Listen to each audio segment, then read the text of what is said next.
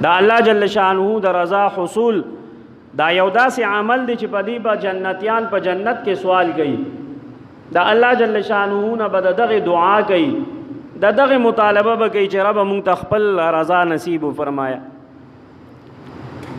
حدیث مبارک کې راځي مفهوم دی چې یو ورځ به په جنت کې د شپو او دروازو تعین دا نشته. جنت د شپو او دروازو د ماحول نه پاک دی، هلته کې شپې نشته. لیکن انسان ته به الله جل شانه دا مخصوصي چې نن د جمعې ورځ ده، نن د جمعرات ورځ ده، نو دې جنتیانو ته بزله کې دا خبره ورغورځولی شي چې یاره نن د جمعې ورځ ده، او جنتیانو ته به اعلان وشي چې تاسو میدان مزید کې راجم شئ. حدیث مبارک مفهوم دی میدان مزید دا دومره وسیع دی چې د دې پلنوالی او اوږدوالی د الله جل شانه نه ما سوا چاته معلوم نه دی. دا ټول جنتیان دا براشي دی به په دغه میدان کې کینی. هر یو جنتی ته به د هغه د مرتبه د هغه د اعمالو مطابق ځای ورکول کېږي. انبیاء د پاره بم کورسه تختونه وغیرہ دا راوړل شي، صدیقینو د پاره بم راوړل شي، شهداو د پاره بم راوړل شي، صالحینو د پاره بم راوړل شي. عام جنتیان څوک به د مشک او د عنبر پټیلو باندې ناس وي، غرونو باندې ناس وي. په دغه دنیا کې کله کله مجلس جوړ شي، کورسه ولګيږي، نو داسې مجالس چې وي د خاص مهمان خپل کورسه وي، بیا د خاص مهمان چې کوم قریب ترین وي دا غوي خپل کورسه وي، بیا چې چا پروګرام انعقاد کړی وي دا غوي خپل کورسه وي داسې، او بیا عام کورسه پرتی وي، یو وی آی پی وي او یو وی آی پی وي. نو په جنت کې به همدغه شانتي قطار در قطار دا جنتیان کینی. پدې کې به انبیاء علیهم السلام وي، صدیقین بم وي، شهدا بم وي، صالحین بم وي، او بیا به عام جنتیان وي د مرتبو په اعتبار سره. اعلان به وشي چې د الله جل شانه دیدار وکړي.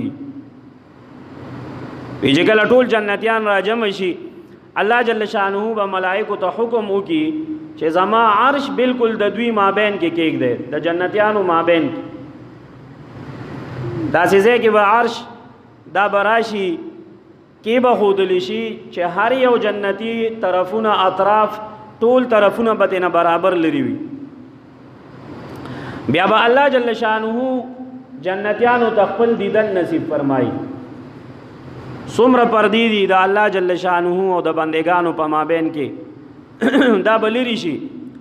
لیکن د ټولو نه اول چې الله جل شانه وي میدان مزید کې جنتیانو سره کلام فرمایي، هغه به دا وي چې څه شو زما هغه بندگان چې هغوی زه نوم لیدلی او په ما باندې ایمان راوړو، هغوی زه نوم لیدلی او زما اطاعت یې کولو، زما انبیاء نو لیدلی او د هغوی اطاعت یې کولو، په هغوی باندې ایمان راوړو، زما هغه بندگان څه شو.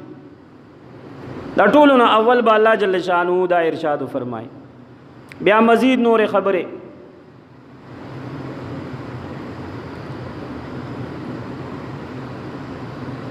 وی زما د ژوند زما د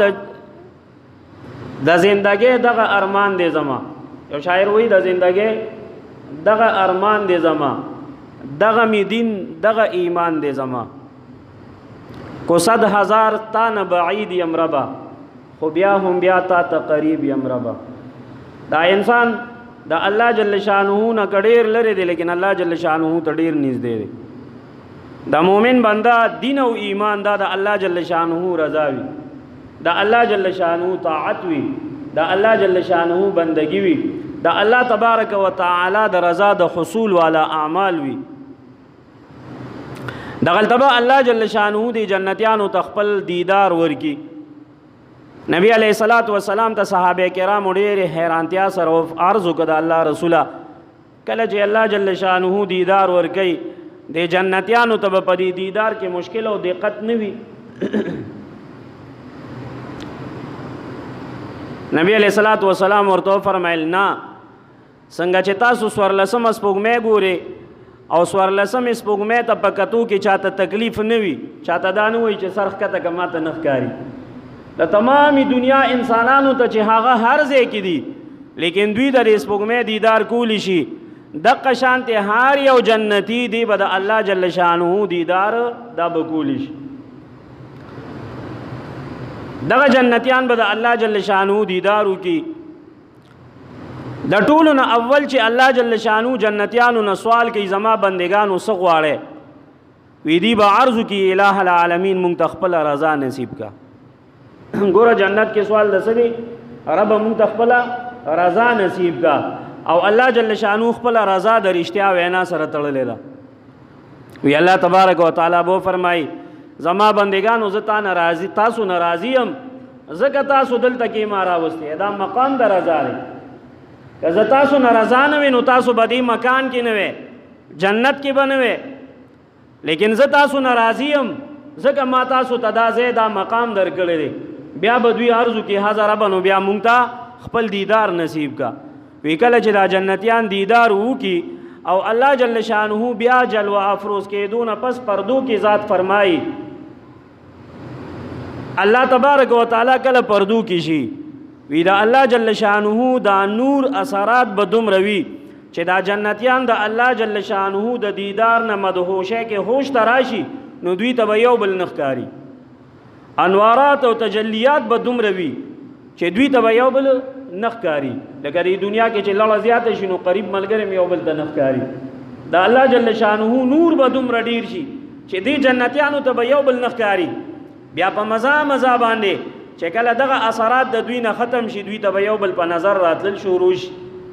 او فرمایي دغه میدان کې به یو هوا اوچلیږي چې د مشک او د عنبر په دې غرونو او ټیلو باندې به راځي او د جنتیانو ته به داسې خوشبو ولګي او داسې میک اپ او سینګار به ورته وکړي شي چې د یو ماهر نه ماهر سینګار کوونکي او خوشبو لګوونکي هم داسې نشي کول.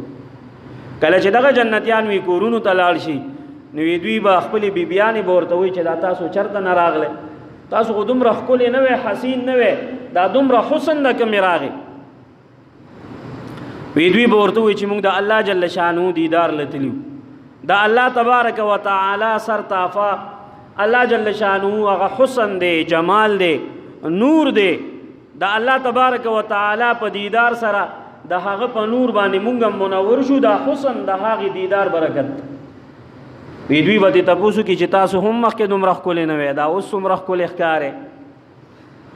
وی هغې به ورته ووایي چې موږ هم د الله جل شانه په دیدار باندې معمور شو، موږ ته هم الله تبارک وتعالی دیدار نصیب.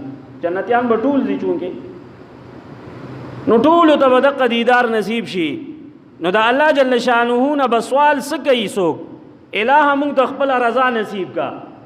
جنت کې به جنتی د الله جل شانه د رضا سوال کوي او الله تبارک وتعالی خپل رضا په سس کې تړلې او ایښودې ده په رښتیا وینا کې.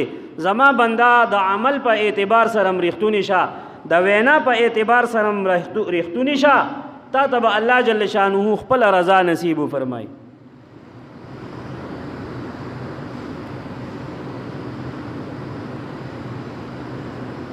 د شریعت ډیر احکام دي، انسان په عمل کوي، منځ دی، روزه ده، زکات دی، حج دی، مختلف اعمال دي.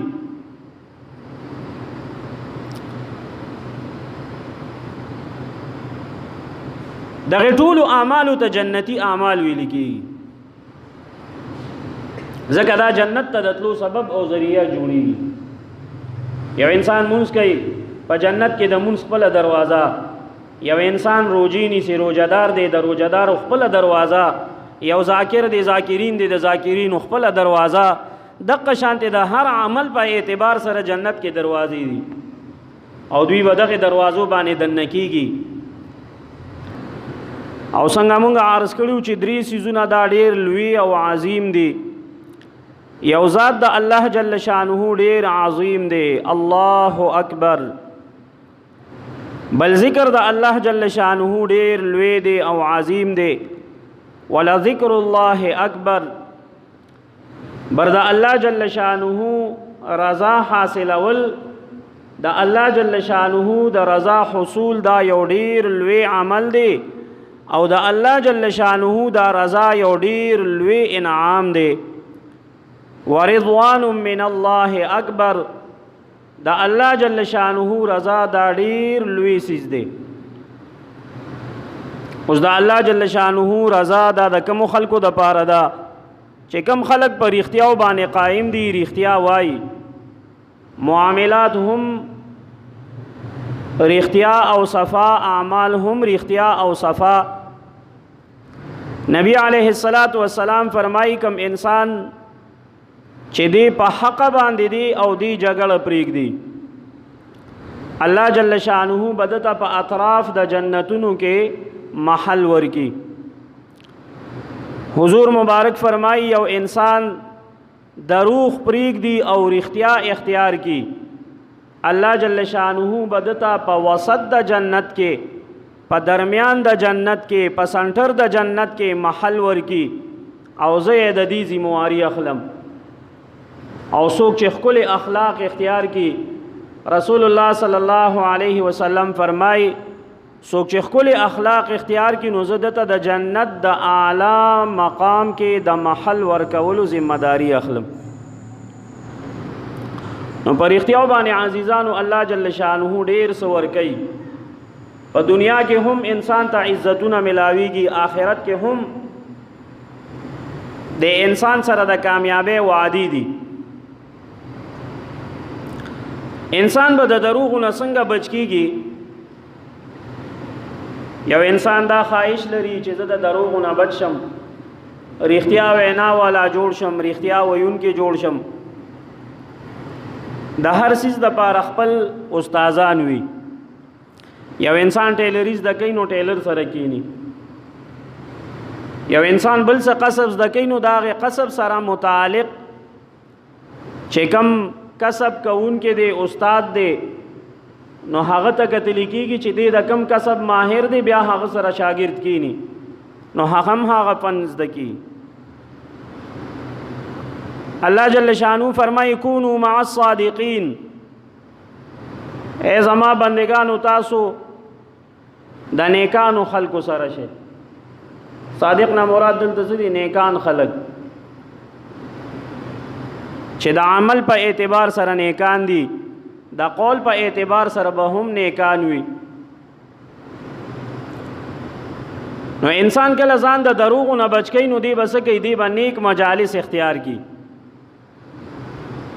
څنګه چې ځان له دنیاوي معمولاتو کې د دنیا د کسب د زده کولو د پاره دی استاد نیسی، دغه شانتی با چې د چا سره عقیدت ته او خپل د شریعت پابند یو انسان دی، نیک انسان دی، د هغه نیک انسان مجالس ته بدی تک را تک شروع کی، د هغه سره بناست پاسته شروع کی.